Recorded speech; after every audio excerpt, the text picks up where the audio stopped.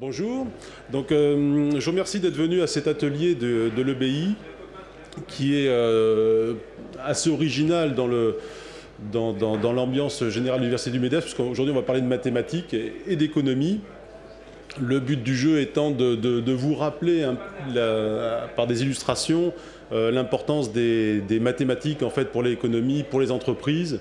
Et on va essayer de vous démontrer que en fait, c'est un axe technologique en fait, et que cette technologie, il faut absolument l'utiliser pour à la fois développer ses produits, sa créativité, etc.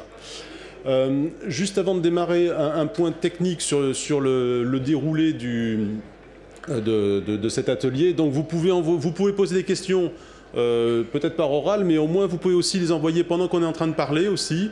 Vous faites un SMS, vous l'envoyez au 31 244, comme c'est marqué en haut, et vous mettez EBI blanc, et là vous posez votre question derrière. Hein, donc ça vous permet de poser une question, si vous en avez une qui vous vient. Elle s'affichera. Moi j'en ai aussi un affichage ici sur mon écran, et on essaiera de la poser dans la conversation, où ça permettra d'orienter les questions. Voilà.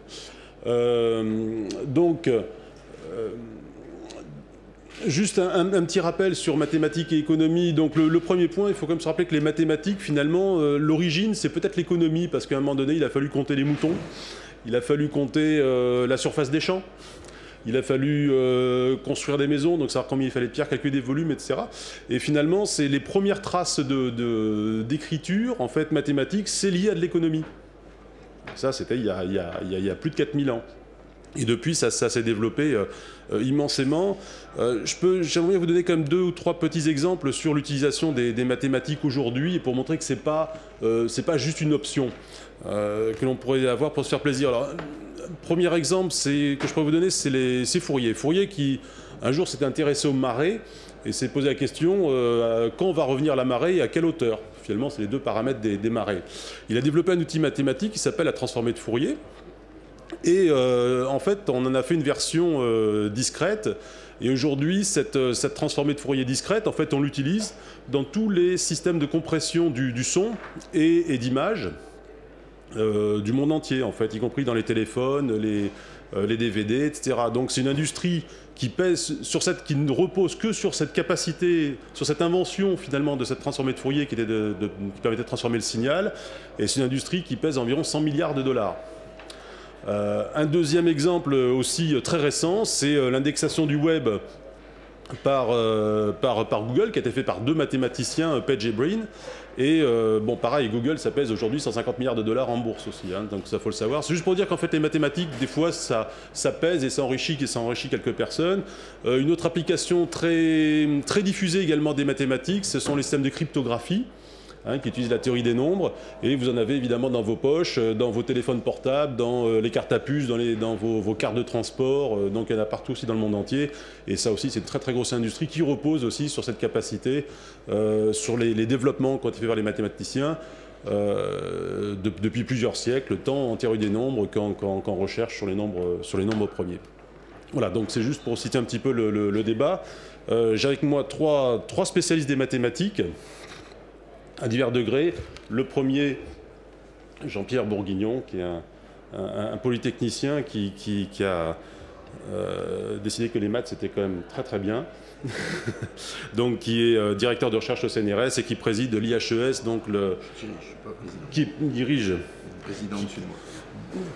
l'IHES, donc qui est un institut de recherche à côté, qui est spécialisé en mathématiques, qui accueille les meilleurs mathématiciens du monde entier. Voilà, donc je présenterai les autres intervenants. Jean-Pierre. Merci, bonjour. Je voudrais juste réagir en fait sur ce que vient de dire Laurent Gouzen dans une intervention pas trop longue, qui est la suivante, c'est que les 3 exemples qu'il a donnés d'utilisation contemporaine des mathématiques, ce qui me plaît bien dedans, c'est que ça montre que c'est vraiment des facettes très très différentes des mathématiques qui sont présentes. On a tendance à identifier les mathématiciens à des gens qui manipulent des nombres. En fait, ils manipulent bien d'autres choses que des nombres, c'est-à-dire aussi bien des formes que des algorithmes, que des processus. Et donc quand il prenait l'exemple de la transformation de Fourier, ou même sa version discrète, à la base, il y a quand même vraiment une partie des mathématiques qui s'appelle analyse, qui s'est sophistiquée beaucoup pendant le XXe siècle, et même la transformée de Fourier aujourd'hui est presque battue en brèche, et dans les standards JPEG des dernières générations, c'est pas la transformation de Fourier qui est utilisée en tant que telle, mais c'est plutôt la transformation en ondelettes qui a l'avantage d'occuper, enfin de concentrer les données de façon beaucoup plus efficace. L'autre exemple après qu'il a donné, qui était la cryptographie, il a fait une allusion au fait que ce qui était derrière, c'est la théorie des nombres. Et vraiment, effectivement, les algorithmes les plus performants de cryptographie s'appuient vraiment sur des propriétés, disons, assez profondes et évidemment pas du tout développées dans ce but, aussi bien d'algèbre que vraiment de théorie des nombres en soi. Et enfin, quand on revient à l'algorithme de Brin et Page, je voudrais dire une chose qui va me permettre de faire une transition vers un autre point que je voudrais mettre en avant, qui est le fait que donc cet algorithme est essentiellement un algorithme de marche aléatoire, donc s'appuie complètement sur la théorie des probabilités. La théorie des probabilités a une longue histoire, mais disons qui a été très poussive pendant très très longtemps, jusqu'à ce que Kolmogorov propose vraiment le bon cadre pour les développer. Et c'est devenu aujourd'hui un des piliers incontournables avec les statistiques de l'insertion ou de l'utilisation massive de mathématiques par le monde des entreprises. Et donc on voit par là qu'il n'est pas possible de dire il y a des mathématiques qui vont être intéressantes dans une entreprise, mais en fait on doit les prendre dans leur totalité, et en particulier ce qui est très très important, c'est de voir les relations qu'entretiennent ces différentes branches des mathématiques. Donc dans le cas de Brin et Page, le point que je voulais faire en plus, c'est que quand ils ont écrit cet algorithme, donc qui est l'algorithme le moteur de recherche de Google à la base, bien entendu pour faire Google tel qu'il est aujourd'hui, après il fallait un modèle de développement d'entreprise, qui est encore une autre dimension. Mais en tout cas, ce qui est intéressant, c'est quand ils ont écrit ce module, très efficace, donc puisqu'il est devenu le standard, en même temps, les mathématiciens n'ont pas eu tendance à s'y intéresser, jusqu'à ce que, disons, à partir de 2003-2004, un certain nombre de mathématiciens se posent la question, mais est-ce que l'idée qui est derrière, enfin l'idée fondamentale qui est derrière cet algorithme, est-ce que pour faire des mathématiques elles-mêmes, ça ne serait pas utile ? Et depuis quelques années, on voit donc un certain nombre de théorèmes de mathématiques qui sont développés, démontrés, grâce à l'idée de base du moteur de recherche. Donc c'est un très bel exemple, je trouve, de montrer que ces deux développements ne sont pas du tout des développements académiques et le développement pour les entreprises. Évidemment, c'est le développement pour les entreprises qui vous intéresse plus, qui est vraiment la chose... elles ne sont pas séparables, c'est-à-dire qu'on a constamment, et c'est fondamental qu'on continue à avoir ce dialogue. Alors le dernier point que je voudrais mettre en avant, c'est un petit peu en quoi les mathématiques, leur impact économique a pu croître dans les dernières années. Et à mon avis, les deux éléments fondamentaux sont les suivants. Et vous allez voir que ce n'est pas du tout indépendant de la technologie, pas de la technologie mathématique, mais de la technologie en général. Et bien tout simplement, grâce aux capacités de calcul qui sont maintenant partout, embarquées dans votre poche, dans vos entreprises, etc. Évidemment, beaucoup de situations pour lesquelles les mathématiques, les modèles mathématiques n'étaient en fait pas accessibles pour la raison que c'était trop compliqué, il y avait trop le calcul nécessaire pour que le modèle soit utile était inaccessible. Ces choses-là sont devenues accessibles, pas seulement techniquement, c'est-à-dire qu'on peut le faire, mais en plus le faire à un coût et avec une mise en œuvre pas trop lourde. Donc ça, c'est la première raison. Et alors une autre des conséquences, disons, de l'ubiquité ou de la présence absolument généralisée de l'informatique, c'est qu'on a maintenant la possibilité d'installer des senseurs, des systèmes de détection de données partout. Et donc, beaucoup d'entreprises sont confrontées à une accumulation de données. Ces données sont presque toujours des données complètement non structurées. On n'a aucune idée de ce qu'il y a derrière. Et donc, du coup, le travail de faire émerger des structures dans ces données est devenu une chose pour laquelle l'ordinateur en lui-même va être l'outil, mais l'informatique en elle-même n'est pas suffisante. C'est-à-dire qu'il faut des personnes dont le métier, en utilisant à fond l'outil informatique, fait apparaître d'autres choses. Donc ça montre l'importance devenue absolument centrale des statistiques et des gens qui font ce qu'on appelle en anglais data mining. Il n'y a pas un mot français vraiment très bien pour traduire ça. Et avec l'idée justement que ces données, il s'agit de leur donner une structure, de leur donner une signification et éventuellement, une fois qu'on a trouvé une signification, savoir comment on peut s'en servir. Merci. Merci. Donc j'ai passé la parole à Philippe Martin, qui est aussi un ingénieur polytechnicien qui est passé par un Master Science au MIT, qui a fait de la recherche en informatique, ça des groupes Matra, dans l'armement, et qui travaille maintenant chez Veolia. Il est patron de la R&D du groupe Veolia. Et j'étais étonné de découvrir que vous aviez autant de sujets de mathématiques dans votre environnement. Oui, merci.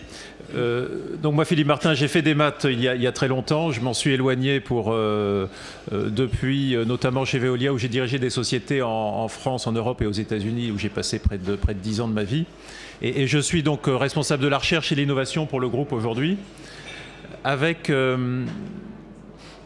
des préoccupations donc, qui couvrent les 4 grands métiers que nous couvrons, hein, que ce soit l'eau, la distribution, mais aussi toute l'épuration des eaux et la protection des milieux, que ce soit les déchets, donc la collecte, le recyclage et le traitement, que ce soit aussi l'énergie, avec des problématiques liées à l'optimisation énergétique chez nos clients, qu'ils soient industriels ou collectivités, et enfin les transports, où nous sommes le premier opérateur européen de transport public, donc à exploiter à la fois des lignes de bus, des lignes de train, des tramways.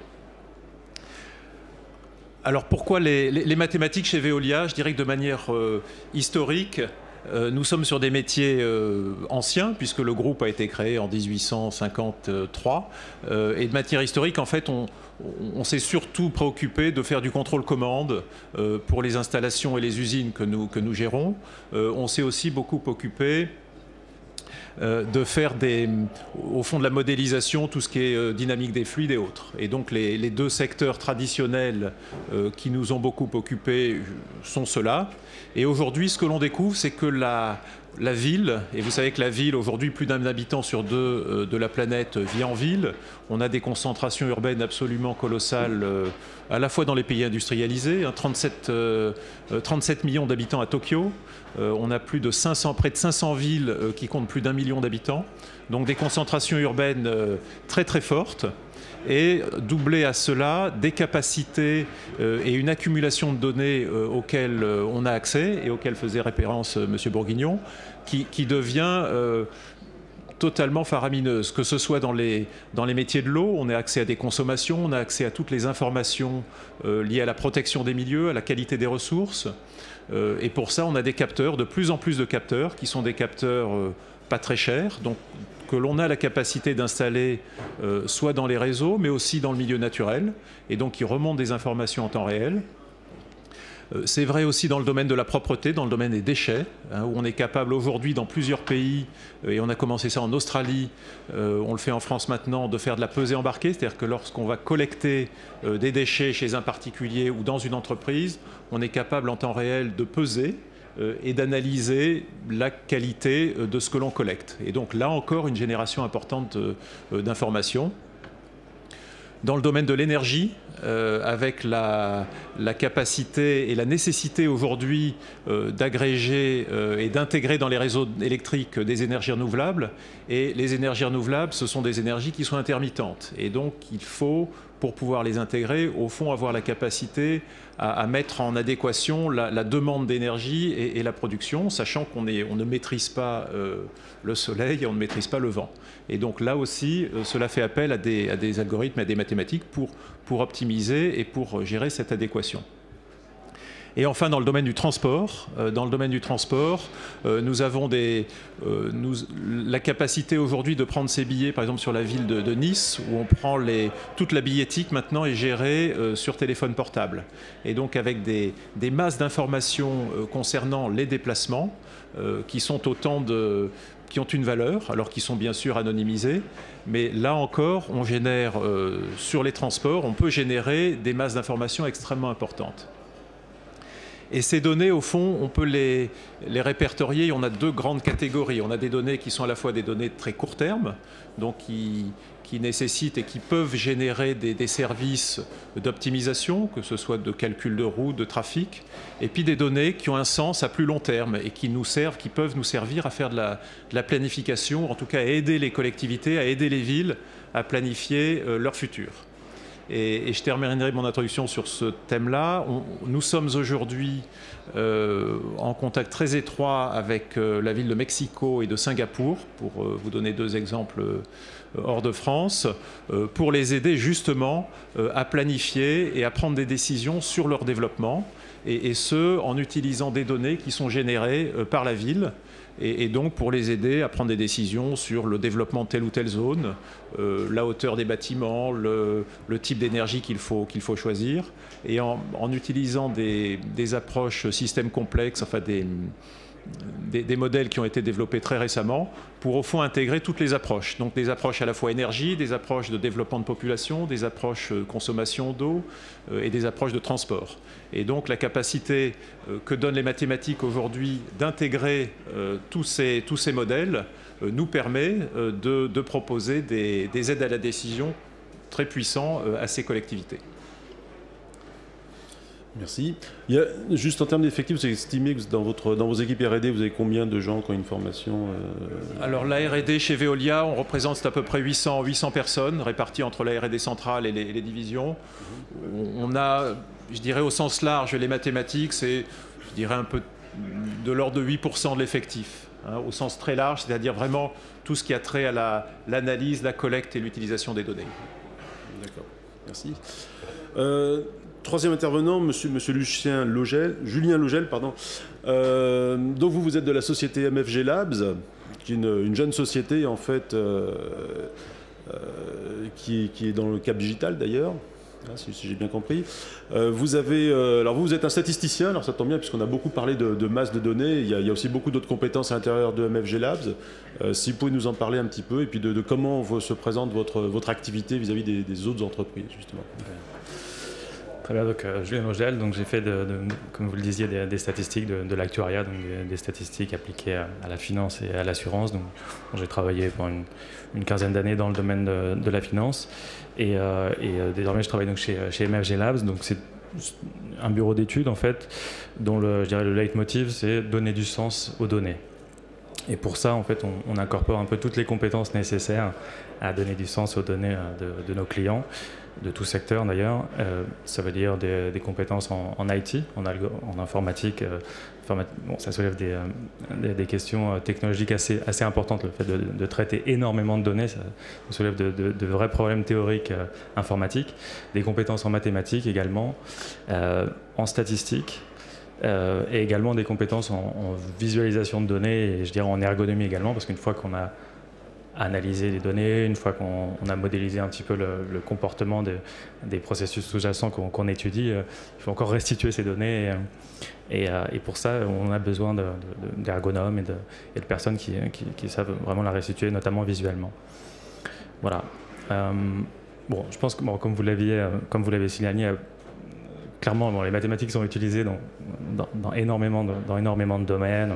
Les exemples qui me viennent comme ça, c'est l'optimisation du planning du personnel aérien dans les compagnies aériennes, l'optimisation de la découpe de planches. On l'utilise tous les jours lorsque vous lisez un mail. Les spams, les mauvais courriers sont détectés généralement avec des algorithmes type statistiques du bayésien notamment. Concrètement, c'est pas nouveau, les mathématiques sont partout. Il y a un point en revanche qui est à mon avis assez récent et qui a des conséquences importantes, c'est que véritablement on est en train de vivre une révolution des données. Bon, vous l'avez évoqué également à plusieurs reprises. Aujourd'hui, le volume de données disponibles a littéralement explosé. C'est relativement récent, il y a plusieurs conditions à ça. Première condition, c'est un petit peu l'abaissement, la réduction assez drastique finalement du coût de stockage de l'information, du coût de stockage des données. Deuxième point, je pense que c'est l'Internet a été un énorme producteur et est un énorme producteur et un énorme également collecteur de données. Pour s'en rendre compte, il suffit que vous postiez une photo sur un site de photos en ligne. Les traces sont stockées, vous avez la latitude, la longitude, la date et l'heure à laquelle cette photo a été prise. Le web, je dirais tous les téléphones également sont des gigantesques collecteurs d'informations. qui très souvent, les smartphones communiquent avec l'Internet et collectent en fait des données. Donc on a cette partie-là, on a également la partie du web des objets que vous avez évoqué, c'est-à-dire toute la partie également des capteurs. Les capteurs stockent de l'information avec une granularité complètement inédite. Et cette nouvelle granularité de l'information, même dans l'information financière, amène des nouveaux problèmes de mathématiques, des nouveaux problèmes de modélisation. Et surtout, c'est à mon sens, c'est vraiment ça qui est intéressant, c'est que on est en train de vivre cette révolution-là et concrètement, c'est une opportunité et très probablement pour tous les secteurs. Ne serait-ce que parce que cette information collectée vous permet à toutes les entreprises de mieux connaître ses clients ou ses utilisateurs. Donc très clairement, pour passer de cette information qui est une richesse, qui est un actif, donc pour passer de cette donnée totalement brute à une information qui a une valeur parce qu'elle vous permet de prendre des décisions, il y a tout un processus qui évidemment incorpore beaucoup de statistiques, beaucoup de modélisation et c'est en ça que concrètement je pense que véritablement tous les domaines des mathématiques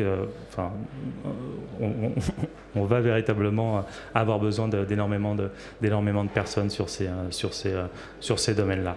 Pour vous donner simplement quelques exemples sur des secteurs pas vraiment émergents, mais en tout cas qui sont confrontés à des nouvelles problématiques dues à cette explosion de données. Vous avez le médical, par exemple, où on est capable d'enregistrer les génomes complets de patients ou de personnes, et il existe des sociétés pour lesquelles, pour moins de $1000, vous faites analyser votre génome, et la société analyse en fait les corrélations entre votre génome et celui de sa base de données, et peut vous renseigner sur les risques, sur certains types de pathologies, etc. Ça, c'est un exemple qui, concrètement, voilà, ça c'est très consommateur de données. Dans tous les domaines également du domaine du média, prenons la recommandation de livre. Vous achetez un livre sur un site en ligne, par exemple. Ce site-là va vous proposer un certain nombre d'autres ouvrages. Ce moteur de recommandation, c'est évidemment un des nerfs de la guerre pour la société, parce que concrètement, ça a une incidence directe avec les ventes. Il se dit que le site Amazon fait à peu près 30 à 40% de ses ventes grâce à ce moteur de recommandation. Derrière ce moteur de recommandation, il y a des modèles qui sont très complexes, qui incorporent dans leur corpus énormément de données. C'est un sujet qui est assez très consommateur de modélisation. Et un dernier exemple, je dirais sur la partie tourisme, c'est concrètement toutes les images, toutes les données, toutes les traces en fait que laisse l'Internet, et qui sont également à disposition de qui veut bien finalement les utiliser, parce que encore une fois, cette révolution des données, même si concrètement à l'intérieur des sociétés, le corpus d'informations n'est pas disponible à l'extérieur, on trouve de plus en plus d'organismes et d'États également qui ouvrent en fait les données, qui proposent des informations qui ne demandent qu'à être analysées pour véritablement améliorer finalement ces services. Ok, merci beaucoup. Alors maintenant, on va entamer plus une partie débat, donc n'hésitez pas à poser des... Est-ce que vous avez des questions? Il y a un micro dans la salle qui tourne, c'est plus facile que... Madame, là-bas au fond. Bonjour, j'ai une question très simple. Quand on est en Allemagne et qu'on respecte la vitesse limite, on a ce qu'on appelle une vague verte, c'est-à-dire que tous les feux sont au vert. Pourquoi est-ce qu'en France, on n'est pas capable d'avoir le même type de modélisation? Je pourrais... Ah oui, en France, alors dans les villes, ce sont la gestion des feux dans Paris, par exemple, utilise ce type d'algorithme. Alors ça n'apparaît peut-être pas de manière évidente parce que la circulation est importante, mais dans Paris, les feux sont gérés pour optimiser la circulation, et en tout cas pour faire en sorte qu'il y ait une certaine corrélation entre les divers feux de la capitale, quoi.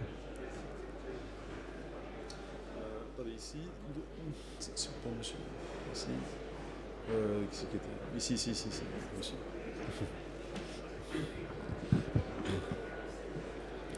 Merci beaucoup. Vous avez beaucoup insisté sur l'impact quantitatif, l'évolution énorme du flux de données et donc de la nécessité des mathématiques pour gérer ça. J'aimerais que vous alliez davantage sur les aspects qualitatifs. Comment aujourd'hui, dans des entreprises comme Veolia par exemple, pour le processus de décision, comment les mathématiques sont mises à profit pour décider, optimiser le flux de décision? Alors aujourd'hui, dans des entreprises, en tout cas chez nous, les mathématiques sont... Au fond, on ne peut pas dire qu'on utilise les mathématiques, enfin les décisions et on est une entreprise très décentralisée, enfin, ce qui fait notre force. C'est-à-dire qu'en fait, on a beaucoup de décisions, on est dans des métiers d'exploitation, donc ils sont très proches du client. Et généralement, et c'est notre principal ambassadeur, le principal preneur de décision, au fond, c'est la personne qui va chez le client pour gérer son usine et pour s'occuper de l'installation dont il a la responsabilité. Et donc, en fait, énormément de décisions, beaucoup de décisions se prennent à ce niveau-là.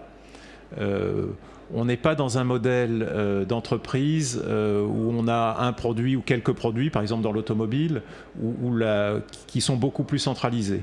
Une des forces de l'entreprise Veolia est au fond cette capacité à être très proche du terrain et très proche des clients. Et de ce fait, au fond, les mathématiques dans les processus de décision interne sont peu utilisées. Juste pour compléter, quand on est dans la dynamique de la création d'une entreprise, l'identification de business model, les différents business plans, il y a la nécessité d'élaborer des scénarios.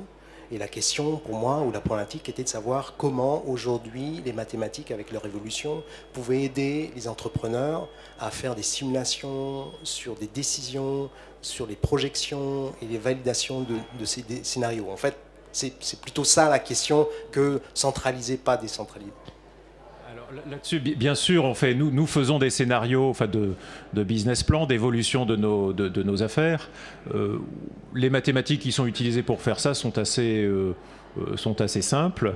En revanche, cela s'appuie, mais ça c'est extérieur à l'entreprise et on le fait faire par des partenaires, sur des modélisations ou des prévisions de croissance de telle ou telle activité ou de tel ou tel besoin. Mais ça, je dirais que nous ne le faisons pas en interne, on utilise des partenaires extérieurs pour le faire. Cela dit, il existe des outils, vraiment des simulations qui sont relativement accessibles, c'est-à-dire qui se trouvent dans Excel, qui permettent en fait de faire de la simulation de Monte-Carlo, c'est-à-dire en gros simuler vous avez un certain nombre, dans le cadre de votre business model, vous avez un certain nombre de variables. Ces variables-là, vous ne les connaissez pas évidemment, vous n'avez qu'une idée vague de ces variables-là, donc vous allez les modéliser de manière aléatoire en disant ok, cette variable, c'est une variable aléatoire qui ressemble à peu près, dont les états possibles ressemblent à peu près à soit une courbe en cloche, ce qu'on appelle la fameuse distribution gaussienne, soit j'ai aucune idée, je vais mettre une distribution en forme de triangle autour de ma valeur la plus probable, etc. Vous pouvez modéliser donc ces différentes variables, ça peut aller loin en termes à la fois de nombre de variables et de tirage. Et en fait, ces moteurs de Monte-Carlo qui sont véritablement maintenant accessibles à tous, c'est quand même une révolution depuis une dizaine d'années, permettent vraiment d'aider dans le processus de décision. Enfin, le but étant de voir en gros la probabilité, la distribution de réussite ou de perte de votre business model. Et de break-even. Et véritablement, moi je suis assez... c'est vrai qu'on a...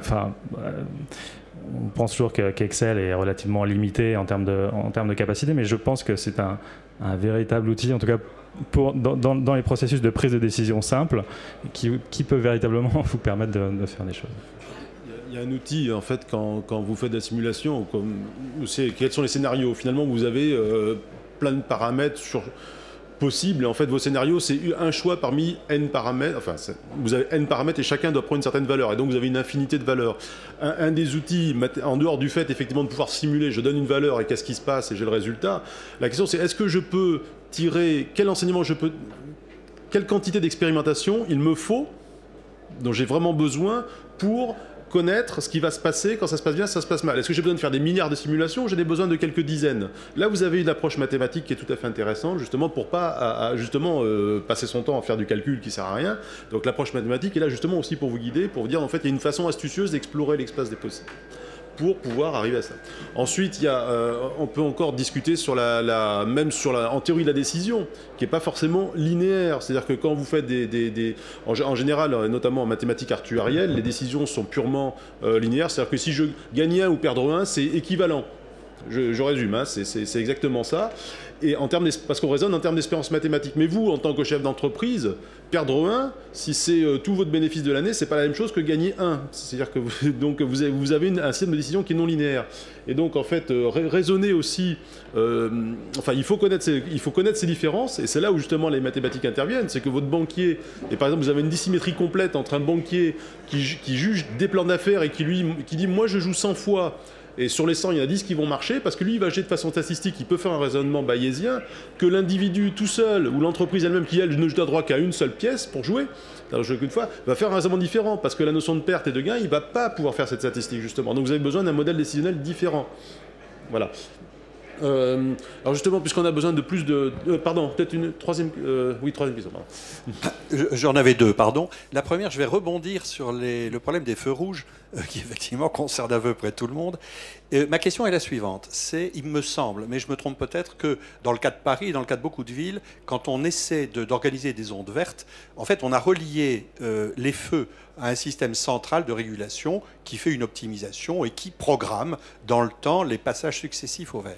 Et ma question est la suivante. Aujourd'hui, on a tous les moyens techniques de faire en sorte que les carrefours se parlent entre eux. Ils se communiqueraient quand est-ce qu'ils passent au vert, quand est-ce qu'ils passent au rouge, combien de voitures sont passées. Et à partir de ce moment-là, on peut imaginer que l'optimisation du trafic se fasse non plus par un système central de calcul, mais simplement par des systèmes décentralisés d'algorithmes extrêmement élémentaires qui consistent à, en fonction des nœuds adjacents, à commander la meilleure décision de passage au vert. Bon. Alors, ma question, c'est est-ce que ces travaux ont eu lieu? J'ai cru lire, mais je me suis peut-être trompé, il y a très peu de temps, qu'il y a au moins une ville qui expérimente ce système où l'optimisation n'est pas le fait d'un système de calcul centralisé, mais le fait d'optimisation locale qui dépendent de recueil de données locales. Alors ça, c'était ma première question. J'en ai une deuxième, elle n'est pas du même ordre, mais c'est aussi une question sur l'état de la recherche. Et c'est tout le problème de l'analyse financière des cours sur lesquels un certain nombre d'acteurs ou de brokers vont jouer.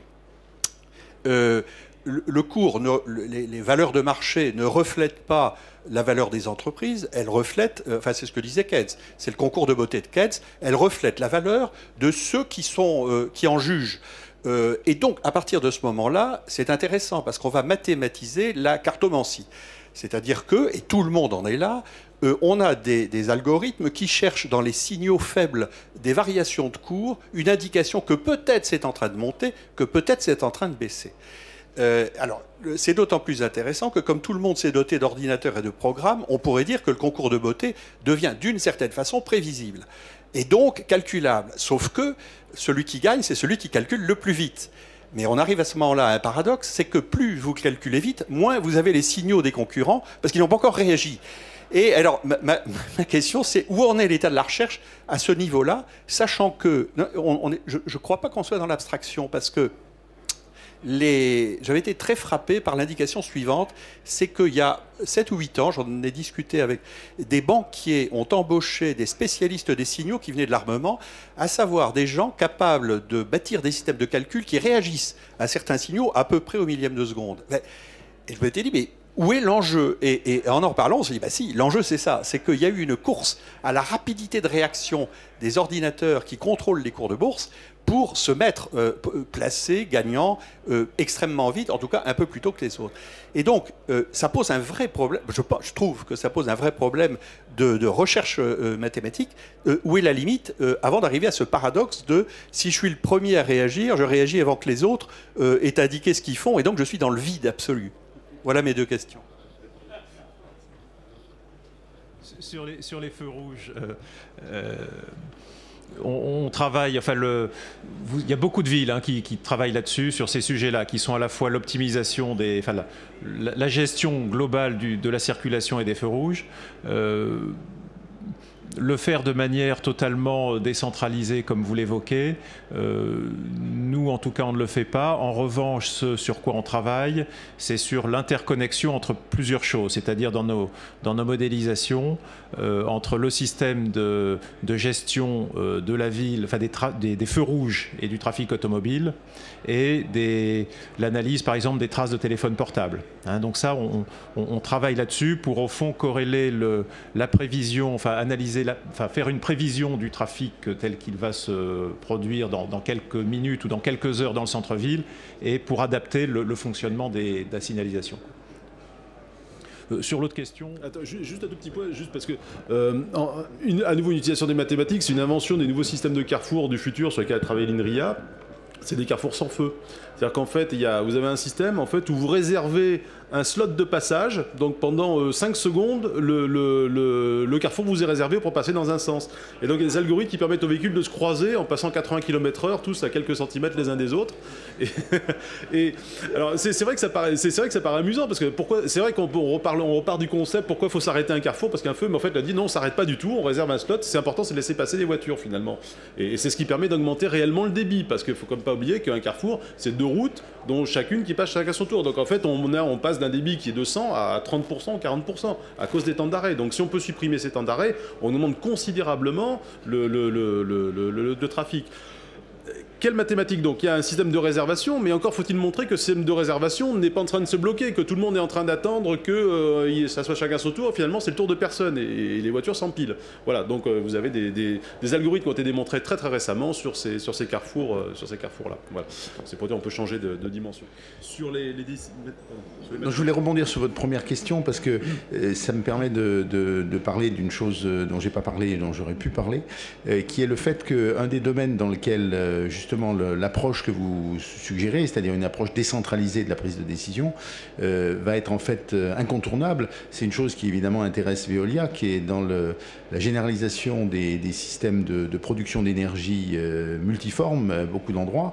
Vous voyez bien que la façon dont EDF fonctionne aujourd'hui, avec une sorte de programmation de comment on allume, on ferme les centrales, va forcément se nourrir complètement différemment, puisqu'il va falloir intégrer l'information que beaucoup d'agents sont des agents producteurs pendant certains temps, et vous avez par contre toujours à confronter à un modèle plus centralisé et qui s'appuie sur les statistiques, qui est au contraire le modèle de consommation, puisque ça c'est une chose pour laquelle EDF a énormément de données.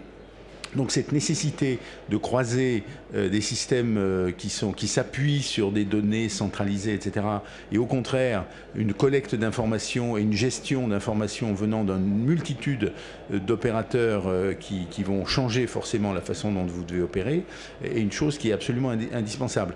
Donc ça veut dire, et d'ailleurs je sais que EDF y consacre beaucoup d'énergie en ce moment, sans mauvais jeu de mots, et forcément une chose sur laquelle il y aura des développements extrêmement considérable, parce que ça sera une des conditions de l'installation de systèmes d'énergie distribuée, enfin de production d'énergie distribuée et de gestion de l'énergie. Sur la dernière question, monsieur Logel, là, sur la partie, sur la question financière, bon, c'est vrai que ce que vous évoquiez, c'était ce qu'on appelle le trading à haute fréquence, c'est-à-dire exploiter les signaux très faibles et surtout regarder les prix avec une granularité dans les données inédite.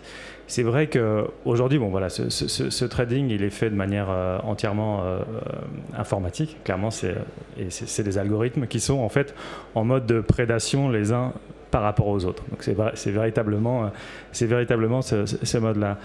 Ce que je trouve intéressant là-dedans, déjà d'une part, c'est chaque niveau en fait d'analyse. Là, vous regardez les prix avec une très bonne granularité. Les raisonnements ne sont pas les mêmes que les raisonnements lorsque vous analysez les rendements des actions à un jour, à une semaine ou à un mois. Les distributions de rendement ne sont pas les mêmes. Et donc, les modèles que vous plaquez sur ces distributions de rendement ne sont pas les mêmes. Donc, ça, je trouve que c'est une idée intéressante, c'est de dire que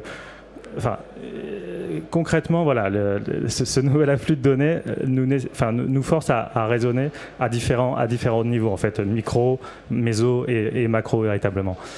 Après, bon, sur la partie type d'algorithmique, comme vous le disiez, concrètement, tous les brokers, en tout cas les intervenants qui participent sur le marché de la haute fréquence sont physiquement très très proches des stock exchanges, concrètement, parce qu'en effet la moindre milliseconde compte. Les hedge funds et les brokers qui travaillent sur ce domaine-là, le type d'algorithme malgré tout qu'ils utilisent est relativement simple, en ce sens où ils sont contraints par un problème technique qui est appliquer des algorithmes complexes en temps réel et à la microseconde. Donc, déjà, bon, je sais que le type d'algorithme à utiliser, ça peut être évidemment complexe, mais on part quand même sur des choses qui n'ont rien à voir, par exemple, avec le type d'économétrie que l'on peut faire sur des séries de prix long terme, etc. Ensuite, à la question, est-ce qu'on ne va pas aboutir, en effet, est-ce qu'on ne va pas avoir un effet de seuil sur le signal par rapport.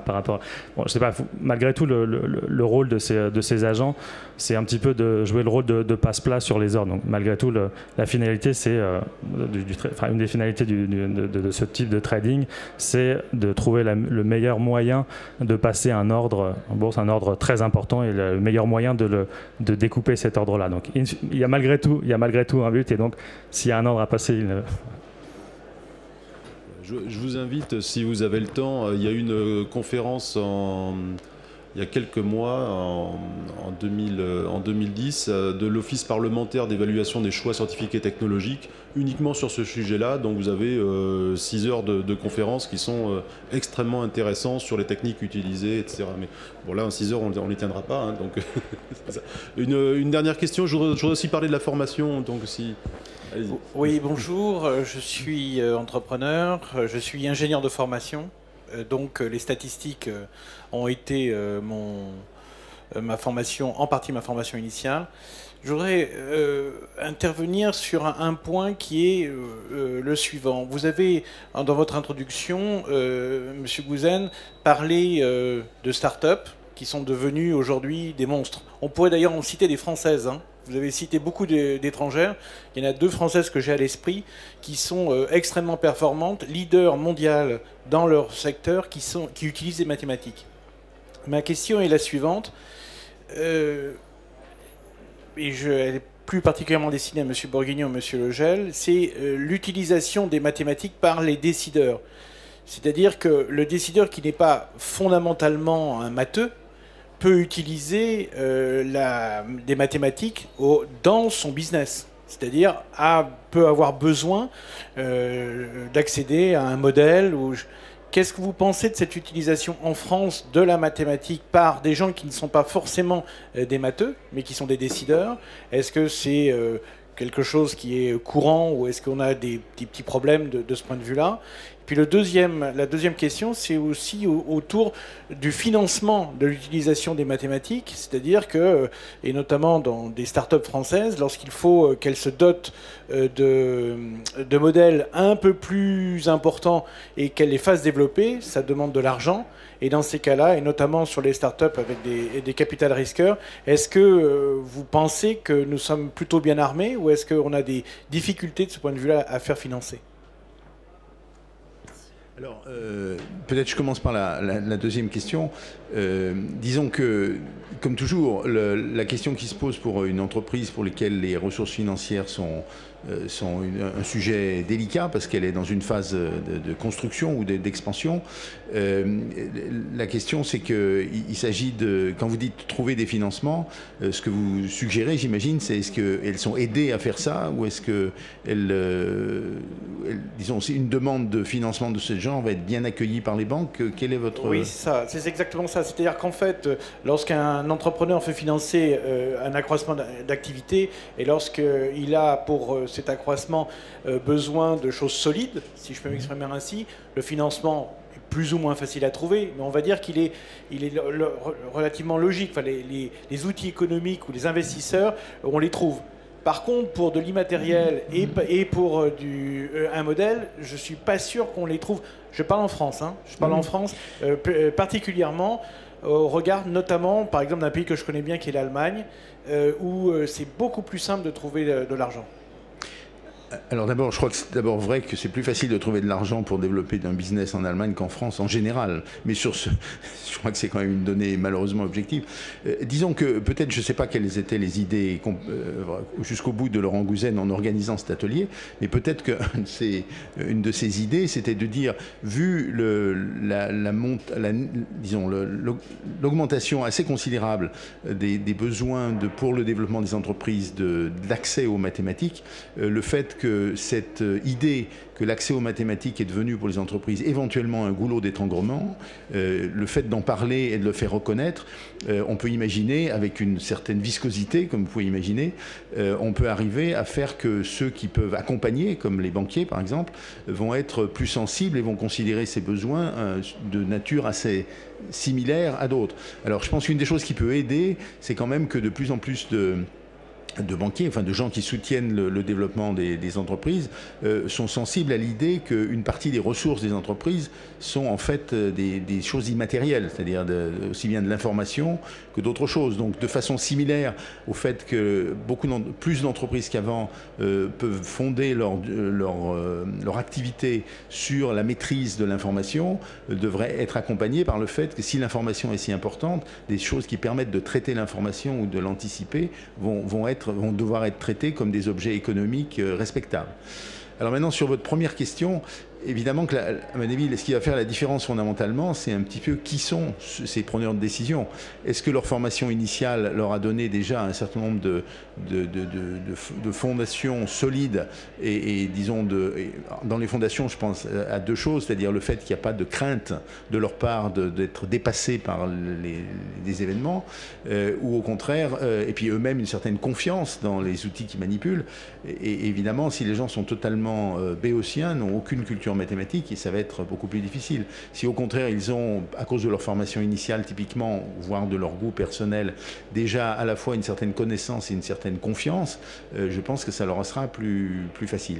Mais l'autre dimension de votre question, qui est tout à fait importante, c'est, disons, si on prend l'ensemble de l'appareillage, disons, que peut fournir la communauté des mathématiciens, et dans cette communauté j'inclus aussi bien la communauté académique que la communauté des entreprises qui se font du conseil mathématique, comme celle de monsieur.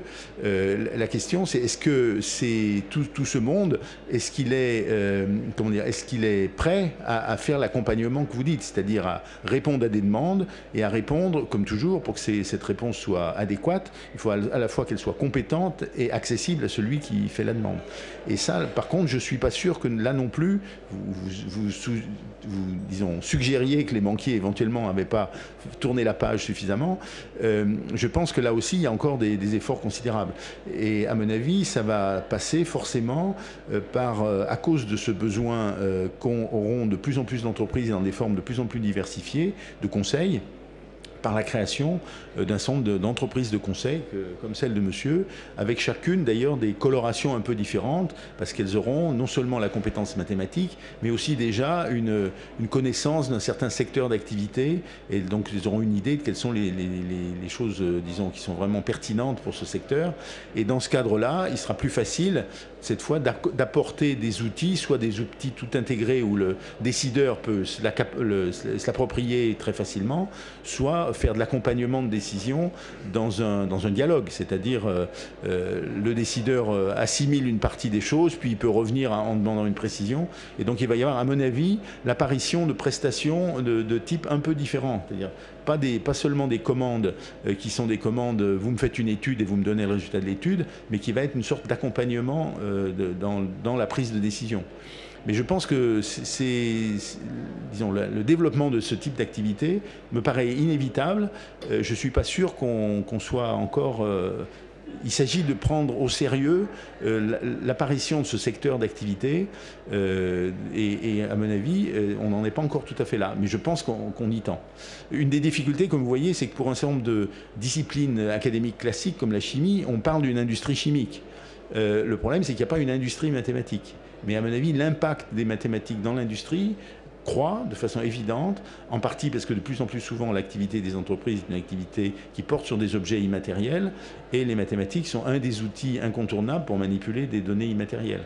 Donc dans cette croissance, il faut que les structures qui sont capables de l'accompagner se développent. Et ça, c'est pas évident, parce qu'il faut qu'il y ait une prise de conscience suffisamment large. Alors là, c'est moi qui ai posé la question. Une petite dernière question sur il nous reste 5 minutes pour terminer. Sur la formation, est-ce qu'il y a assez de matheux? Est-ce qu'ils ont le bon niveau? Comment se situe la France un petit peu Alors je peux peut-être poser la question. Toi, pour répondre pour la formation, et puis mes collègues pour répondre vu d'un grand groupe et vu d'une entreprise, d'un service, justement, pour expliquer comment ça la société de service et dans les PME. Moi, j'ai envie de dire 3 choses par rapport à cette question, très brièvement. D'abord, qu'il est indiscutable dans le monde que la réputation de la formation mathématique en France est absolument établie, donc il n'y a pas de souci de ce côté-là. Par contre, comme on l'a dit, vous voyez bien que la formation d'aujourd'hui pour que des mathématiciens soient performants en entreprise, ou même s'ils ne sont pas en entreprise, qui sont performants pour les entreprises, il est indispensable que leur panoplie de connaissances s'élargisse et inclut les statistiques au moins en partie, inclut aussi une familiarité à l'informatique assez considérable. Et ça, les formations en France, on a quand même un déficit de formation en statistique qui est absolument évident quand on compare à certains autres pays. La deuxième chose, donc ça c'était la première donnée, donc a priori un peu optimiste. La deuxième chose, comme vous le savez, mais ça la France est pas du tout singulière par rapport à beaucoup de pays développés, on assiste quand même du côté des étudiants, a priori, à une inappétence pour les sciences en général et pour les mathématiques en particulier. Les mathématiciens ont cru qu'ils allaient être indemnes de cette crise. Elle est arrivée pour les mathématiques plus tard que pour d'autres disciplines, pour la physique par exemple ou la chimie. Par contre, on y est maintenant. Donc le nombre d'étudiants en master en mathématiques en France a chuté de façon dramatique. Et en plus, la tendance à vouloir concentrer ces formations est extrêmement adverse, et en particulier parce qu'on assiste à une concentration énorme dans la région parisienne et beaucoup de villes de province avec des départements de mathématiques d'excellente qualité, parce que ça c'était aussi une des caractéristiques de la France, d'avoir disons des mathématiciens compétents extrêmement bien répartis dans le territoire, dans le monde académique, qui se trouvent avec des nombres d'étudiants en master de mathématiques, pas forcément pour devenir mathématicien, y compris pour aller dans l'entreprise, qui sont devenus squelettiques. Donc des grandes villes comme Marseille, les masters ont 15 étudiants, alors qu'il y en avait 90 ou 100 il y a quelques années. Donc il est à mon avis indispensable, c'est pour ça que cet atelier à mon avis est particulièrement bienvenu, de bien faire comprendre qu'aujourd'hui se former de façon avancée en mathématiques ne donne pas une espèce de modèle univoque de dire je vais être enseignant ou je vais travailler en recherche en mathématiques. Et l'embauche dans les entreprises est une chose qui est devenue à la fois banale et en plus extrêmement rapide et efficace. Et de ce point de vue-là, il y a vraiment un message à faire passer. Et le fait que le monde des entreprises dise, s'ils le croient, mais j'espère que beaucoup d'entre vous le croient, qu'ils ont besoin de mathématiciens, peut aider à élargir cette panoplie. Il faut voir qu'aujourd'hui, et ce sera mon dernier mot, le pourcentage de docteurs en mathématiques qui ne reste pas dans le monde académique est supérieur à 50%.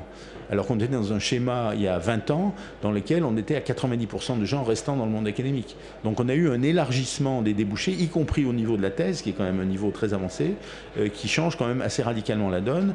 Et en plus, comme vous imaginez, ces embauches sont des embauches dans de bonnes conditions, parce que ce sont des gens recherchés et qui donc vont être valorisés dans le cadre de l'entreprise. Alors, vu d'un grand groupe, oui, la formation en France est de très bonne qualité. En tout cas, elle correspond à ce que nous recherchons. De notre côté, il y a clairement un besoin de plus en plus fort de ces disciplines. On embauche à la fois des jeunes et des gens plus seniors. Nous avons embauché très récemment un professeur à l'École normale supérieure, donc qui, au fond, pilote pour nous tout cet effort à la fois de faire venir des compétences et de les appliquer. Et c'est mon deuxième point, c'est que sur un des enjeux pour les gens qui viennent chez nous ou qui travaillent avec nous, est au fond de bien comprendre à partir de leur discipline les enjeux qui sont les nôtres. Et donc il y a un effort de traduction et d'interface. Enfin, on ne peut pas non plus avoir toutes ces personnes présentes chez nous. Et donc on s'appuie beaucoup à la fois sur des labos universitaires, sur des start-up, À titre d'illustration, j'ai parlé de Singapour. Nous travaillons et nous emmenons avec nous à Singapour une start-up. Ils sont 5 personnes spécialisées dans la modélisation des systèmes complexes parce qu'on n'a pas la capacité à le faire tout seul. On ne souhaite pas avoir la capacité à le faire seul. Et donc, on s'adjoint ces compétences. Et ces compétences, elles sont françaises. Un mot sur la partie recrutement des statisticiens et un petit peu sur l'évolution du métier de stats. Je pense qu'il y a un point qui me semble important que vous avez évoqué, c'est le fait qu'un statisticien va devenir de plus en plus, je dirais, polymorphe et avoir des compétences, enfin, devoir intégrer des compétences en informatique. Et également sur le métier du secteur dans lequel il travaille. Et concrètement, on le voit véritablement simplement parce que les défis, enfin, les challenges d'ordre technique de traitement des données nécessitent des compétences en informatique. On a des nouvelles manières pour paralléliser des calculs, pour faire du calcul distribué, etc.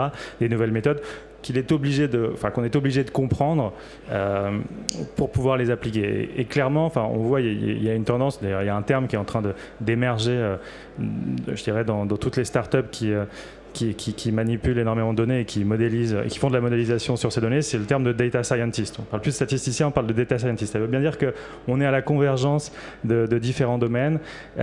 Et ça, je pense que c'est une transformation assez importante sur le métier de ces statisticiens. Bon, très bien, je vous remercie beaucoup de ces discussions. Merci beaucoup pour toutes vos questions. Le MEDEF, la Commission Innovation Recherche, fait pas de la recherche en maths, mais on s'intéresse de très près à ce sujet-là. Et si vous avez des points qui vous venent à l'idée, si un jour vous avez des idées, vous nous les communiquez. C'est avec plaisir qu'on travaillera avec vous sur ces sujets-là. Merci.